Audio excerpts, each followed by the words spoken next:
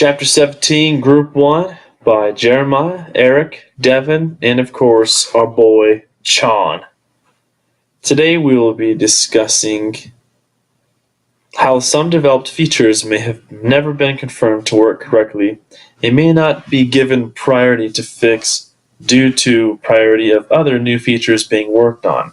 It's important to see that features will be desired by the customer before it's developed through hypothesis-driven development, customer acquisition funnels, and A/B testing.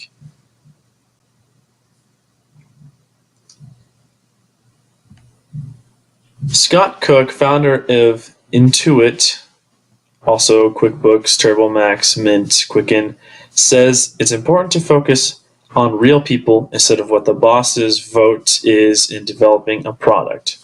You want to create products that people like, that people will use and want. That's the only way a company can make money is by doing what its community and people want.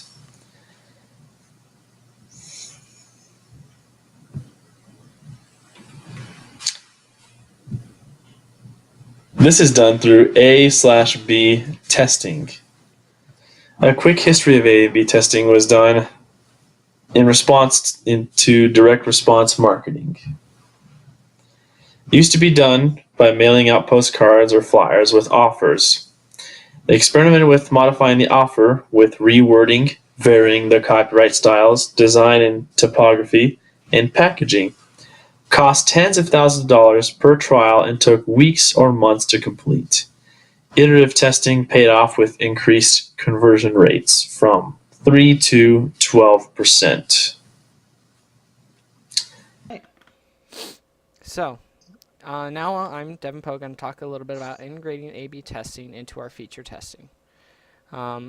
Most commonly, this involves a website where randomly selected visitors are shown two versions of the web page.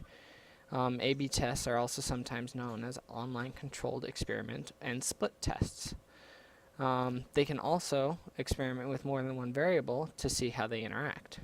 Now, Ronnie Kohavi, the analysis and experimentation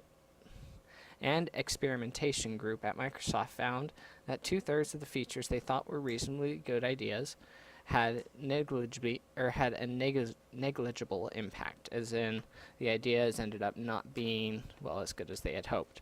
So without user research, money is wasted developing features that customers don't want or that make the product much worse. Next part of this is testing, release, and feature planning.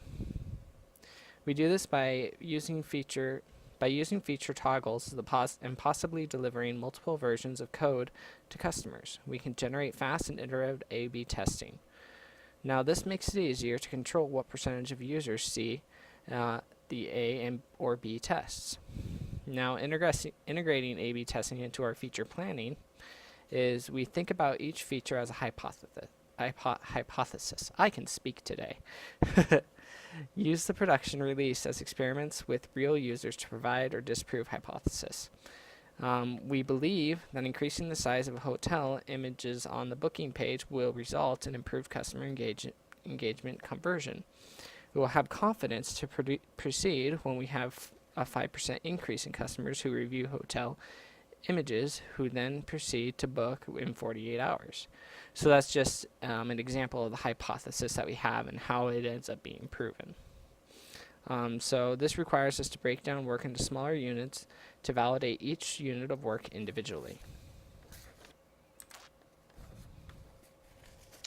An example of using the A/B testing is with Yahoo. In the story of Yahoo, they were able to increase their releases from once every 6 weeks to multiple releases every week. So Yahoo Answers had approximately 140 million monthly visitors and over 20 million active users.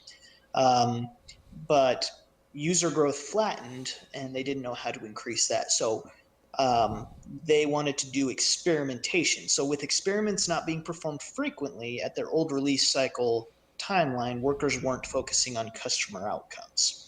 So after increasing deployments per week, monthly visits increased by 72% and increased user engagement threefold, and the team doubled their revenue.